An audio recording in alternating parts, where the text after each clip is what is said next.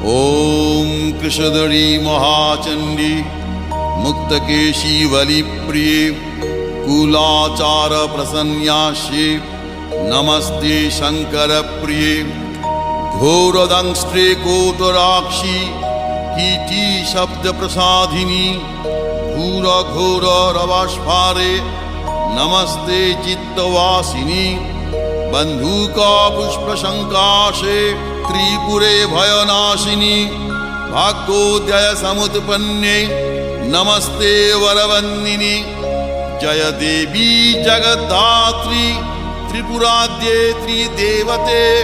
भक्तेभ्य वरदे देवी महिषग्नि नमोस्तुते